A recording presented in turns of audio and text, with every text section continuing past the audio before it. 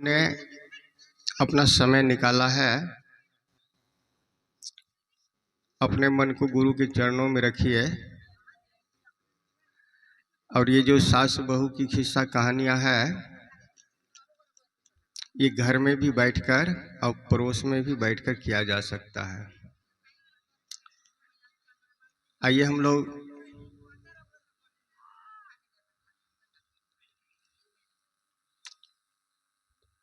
कुछ बात करें। एक दिवसीय चर्चा, साप्ताहिक चर्चा, मासिक चर्चा, शिव गुरु की चर्चा जो हो रही है,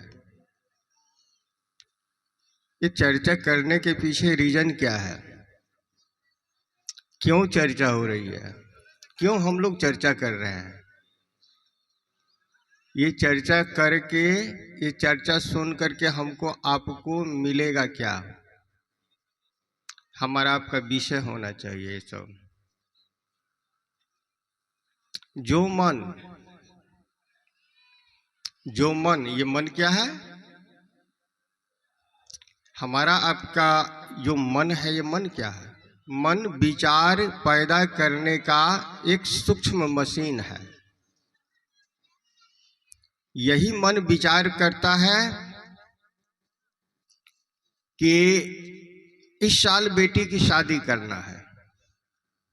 गौर करिएगा, मन विचार किया कि इस साल बेटी की शादी करना है, पैसा भी नहीं है। हम लोग गहना को बंधक लगाते हैं, जमीन बेचते हैं, लोगों से कर्ज लेते हैं, कहीं जाकर लड़का देखते हैं और तब जाकर के एक दिन शादी होता है। होता है कि नहीं होता है? क्यों होता है शादी? क्योंकि मन ने विचार लिया, मन के अंदर से एक विचार उत्पन्न हुआ, वह विचार घनीभूत हुआ, विचार मजबूत हुआ, और जब विचार मजबूत होगा तो क्या होगा? वह विचार भाव का रूप लेगा, और भाव जब मजबूत होगा तो इस दिशा में ये मन चलेगा, और जब ये मन चलेगा उस दिशा में तो ये पैर को चलकर जाना होगा, है ना?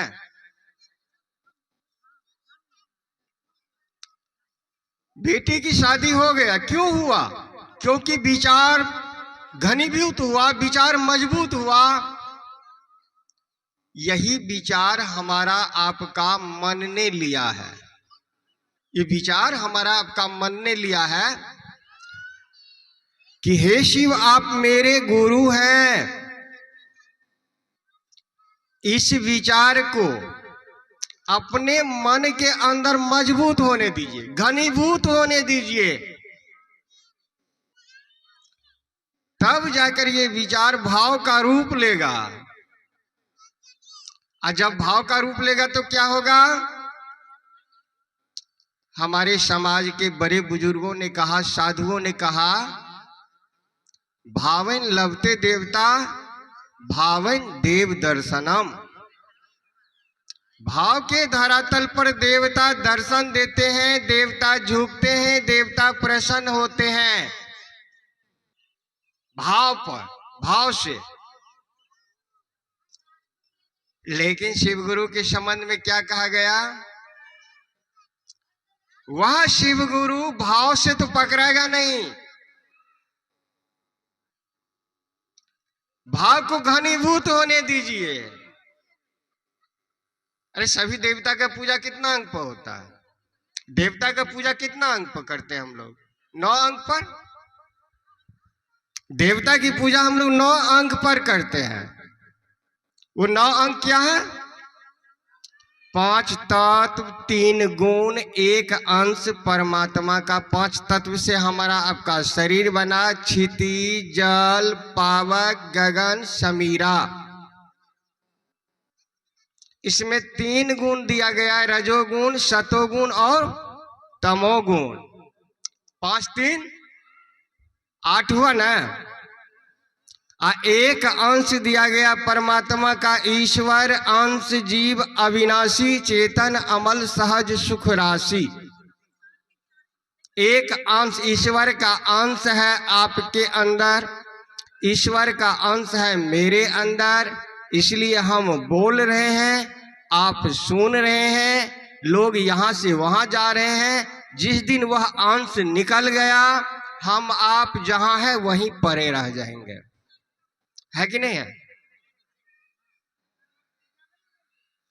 है ना? तो ये 9, इसीलिए 9 अंक पर पूजा होता है देवी और देवता का। लेकिन महादेव को कहा गया ये तो देवाधिदेव है, यानी देवता के भी देवता है, ये तो 9 अंक पर नहीं पकड़ेगा। उनके संबंध में कहा गया वो तो 11 अंक पर उनका पूजा होता है। इसलिए शिव के संबंध में कहा जाता है कि वो एकादश है। वो तो भाव से नहीं पकड़ेंगे, तो भाव घनीभूत होगा तब कहां जाएगा, वो चला जाएगा प्रेम में। और प्रेम में क्या कहा गया कि प्रेम गली अति साकरी जामे दो न समाये। एक म्यान में 2 तलवार रहता है, मात्र एक रहता है। क्यों? प्रेम गली अति साकरी जामे 2 न समाये। तब आप बचेंगे और महादेव बचेंगे जब आप प्रेम में जाएंगे। ये पर प्रेम का मर्म सीखना पड़ेगा ना, प्रेम क्या चीज होता है इसको जानना पड़ेगा ना। आपको मालूम है कि महादेव प्रेम से पकड़ाएंगे, तो प्रेम के दर्द को सीखेंगे यहीं पर न, हम अपने घर में, अपने परिवार में, बाप बेटा में प्रेम करेंगे, पति पत्नी में प्रेम करेंगे, भाई भाई में प्रेम से रहेंगे, सास बहू में प्रेम से रहेंगे, पड़ोस वाली के साथ प्रेम से रहेंगे, क्योंकि हम हैं शिव के शिष्य, हम हैं शिव के शिष्या। जब ये संसार में सबसे आप प्रेम से रहिएगा, तब आप महादेव के पास टच कर सकते हैं जी। जगत गुरु शंकराचार्य जी क्या लिखे? नमस्ते नमस्ते चिदानंद मूर्ति, नमस्ते नमस्ते विभो विश्व मूर्ति। शिव को क्या कहा गया? विभो विश्व मूर्ति है, संसार के मूर्ति। तो संसार की मूर्ति कौन है? हम है, आप है, कुकुर है, दिल्ली है, गाय है, भैंस है, मुर्गा है, मुर्गी है, मुर्गा काटने वाले हैं, मुर्गा खाने वाले हैं, वह सब शिव के रूप है। एक चोर जो चोरी करते हैं वह भी शिव के रूप है, और उस चोर कर जो पकड़ करके ले जाते हैं थानेदार जी, तो वो भी शिव के ही रूप है। इसलिए उनको कहा गया नमस्ते नमस्ते चिदानंद मूर्ति, हे चित और आनंद के मूर्ति आपको प्रणाम है। नमस्ते नमस्ते विभो विश्व मूर्ति, हे विश्व के मूर्ति आपको प्रणाम है। गौर कर रहे हैं बात को? वह शिव प्रेम से पकड़ाएंगे। अब प्रेम कहते हैं किसे? ये प्रेम किसे कहते हैं? वह प्रेम जो बच्चे से करते हैं वह स्नेह कहलाता है। प्रेम का कई रूप है। वह प्रेम जब बच्चे से करते हैं तो वो स्नेह कहलाता है। वही प्रेम जब हम उम्र से करते हैं तो वो प्यार कहलाता है। वही प्रेम जब अपने माता पिता से, बड़े बुजुर्गों से करते हैं तो वह श्रद्धा कहलाता है। वही प्रेम जब परमात्मा से करते हैं तो वो पूजा कहलाता है। वही प्रेम जब परमात्मा से करते हैं तो वह पूजा कहलाता है। वही प्रेम जब घनीभूत हो जाता है तो वो भक्ति का रूप ले लेता है। चीज तो वही है। इसीलिए कहा गया आप पूजा करते हैं, आप प्रेम कर रहे हैं। आप प्यार कर रहे हैं, आप प्रेम कर रहे हैं, आप श्रद्धा है आपके अंदर तो आप प्रेम कर रहे हैं, यानी पूजा कर रहे हैं आप। इसलिए शिव गुरु की बात हम आप करते हैं। मान लीजिए कि यहाँ के अगल बगल के लोग बहुत कम आए चर्चा में।